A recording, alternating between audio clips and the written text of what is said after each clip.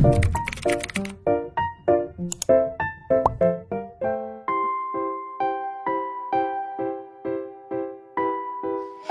Garuda, burung yang lambangnya dijadikan lambang negara Indonesia dengan simbol Pancasila di dadanya. Tapi pernahkah kalian melihat burung Garuda yang hidup? Garuda adalah nama burung yang dalam cerita wayang. Burung itu merupakan anak dewa yang menjadi tunggangan raja dalam melawan kejahatan. Di alam nyata, burung Garuda dalam cerita tersebut adalah burung Raja Wali atau burung elang besar. Jenis burung terbesar yang dapat terbang di angkasa. Burung Raja Wali atau elang bukan hanya kuat namun juga gagah. Dengan membentangkan sayapnya, elang dapat melayang tinggi di angkasa serta menjelajahi daerah yang luas. Tidak ada burung yang tampak segagah burung Raja Wali saat terbang. Maka Raja Wali atau elang memang layak dijadikan lambang negara Indonesia. Salah satu jenis elang terbesar di Indonesia adalah Raja Wali Papua. Nama lainnya adalah Harspoepsis novigoinai. Raja Wali ini termasuk dalam kelompok elang harpi. Tinggi burung ini mencapai 90 cm. Sedangkan bentangan sayapnya mencapai sekitar 1,5 meter. Banyak jenis elang di Indonesia yang juga terkenal adalah elang Jawa yang memiliki nama lain Nisatus bartels, merupakan bentangan sayap selebar 120 cm. Burung ini termasuk jenis elang berukuran sedang. Yang istimewa dari jenis elang jenis ini adalah jambul atau bulu satuannya, banteng lambang kerakyatan, dan padi dan kapas lambang keadilan sosial. Kelima gambar tersebut melambangkan Pancasila. Yang istimewa dari jenis elang adalah bulu mahkota elang inilah yang dijadikan model bulu mahkota gambar Garuda Pancasila. Burung Garuda dijadikan lambang sarana untuk mengenalkan Pancasila melalui perisai di dadanya.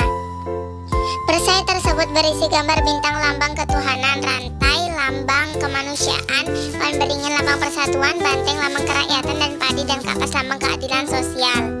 Kelima gambar tersebut melambangkan Pancasila yang proses kelahirannya melalui waktu yang panjang dalam perjalanan sejarah bangsa Indonesia. Setidaknya terdapat 4 periode atau tahapan dalam proses kelahiran Pancasila tersebut. Keempatnya adalah tahapan latar sejarahnya, proses kelahiran, rumusan serta penetapan akhir Pancasila sehingga menjadi dasar negara Republik Indonesia. Latar sejarah kelahiran Pancasila. Sejak zaman dahulu itu nilai-nilai Pancasila sudah menjadi bagian dari kehidupan masyarakat di wilayah yang sekarang menjadi bagian dari negara Indonesia ini. Maka para ahli pun menyebutkan Pancasila memang digali dari bumi Indonesia sendiri.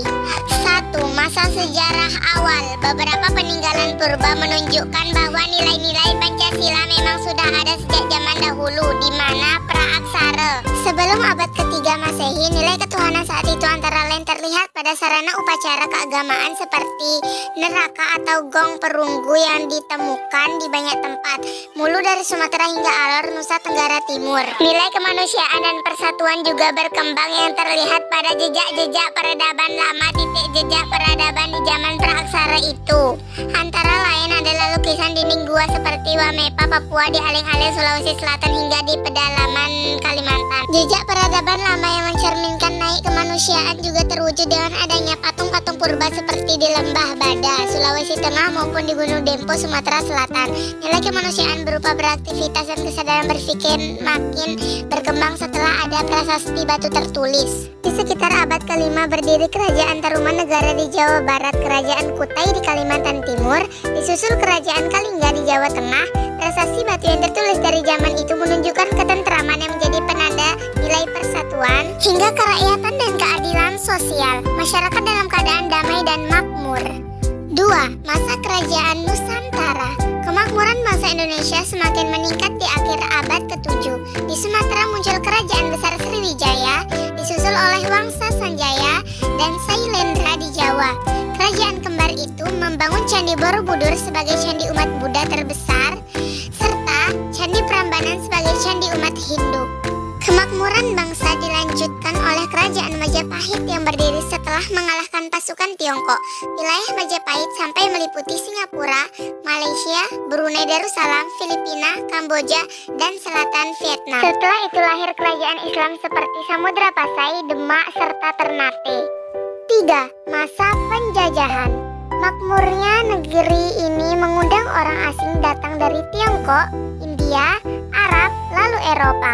Mula-mula mereka semua berdagang, namun bangsa-bangsa Eropa kemudian mulai menjajah Nusantara. Hal itu dilakukan oleh bangsa Portugis, Spanyol, Inggris, dan akhirnya Belanda yang menjajah selama sekitar 350 tahun.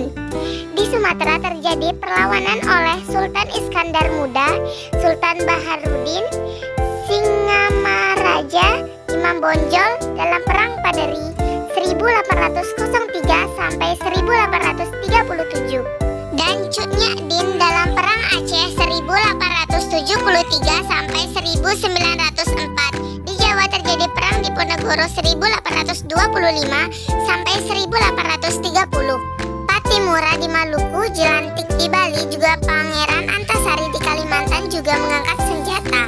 Sedangkan perang laut besar-besaran dilakukan Sultan Babullah di perairan Maluku dan Papua, Hang Tuang di Selat Malaka, dan Hasanuddin di Laut Sulawesi dan Laut Jawa. 4. Masa Kebangkitan Nasional.